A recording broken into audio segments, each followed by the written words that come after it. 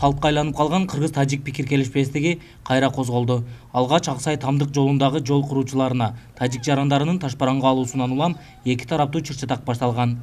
Мына биздин жолчулар жол салып жаткан жеринен келип, ошо Ташбаранга алып, ушуларды куугандан биз жумуш кылып жаткан жерибизден ошолорду коргоп калалы деп ортодо калып кеткен экен. Ошолорду куткарыш үчүн эле келдик. Биз турган жерибиз өзүбүздүн Кыргызстан, ушул Бакай айылы өзүбүздүн жерибиз. Биз эч качан тажиктерге кол да салган жокпуз. Мындай урушканга немедебиз да жок, ниетибиз деле жок. Элдин тынчын алган талаш-тартыш Аксай жана Тажикстандын Варух айылынын тургундарынын ортосундагы Ташбараң эки тараптын чегарачыларынын сүйлөшүүсүнөн улам турукташкан. Биз куруп аткан жолго чыгып, тракторибизди кубалап,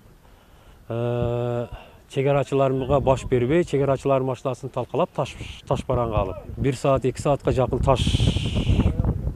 таш менен уруштук эки тарап. Пикир келишпестик кайрадан башка айыл тургундарынын ортосунда 4 көчөдө башталган. Эки тараптуу уруш талаш кечки 8дер чамасында күч алып, кыргыз жаранынын сарайы өрттөлгөн.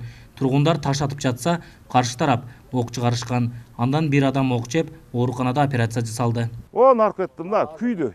Күй бүттү. Атышуу болуп жатат, таштар атып жатат. Кыргыз мага курал жок, келип алды, мага кеткиле деп. Мен азыр айттым. Бар кеткиле дедим. Бар кет, куралың жок болсо эмне келдиң деп айтып атам. Ок жаракатын алып, хирургия бөлүмүнө түштү. Жакшы операция болуп, реанимация бөлүмүнө которулду. Азыркы акыбалы оор, бирок стабилдий. Бардык дары-дармектер, медициналык жардам, ошондой эле специалдык жардам да көрсөтүлүп атат. Өкмөттүн Баткендеги өкүлү Абиш Калмырзаев Көкташ айылына келип, Тажикстандын тиешелүү өкүлдөрү менен сүйлөшүүгө аракеттенди. Ал учурда абал бир аз турукташканы менен тараптар тарабай турушту. Чегарадагы кырдаалды жөнгө салуу боюнча кечээ күнү штаб түзүлгөн.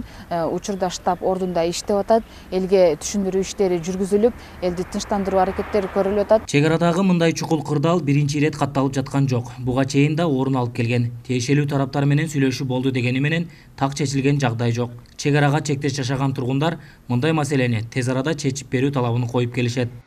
Азатбек Курбанбеков, 7 канал, Баткен.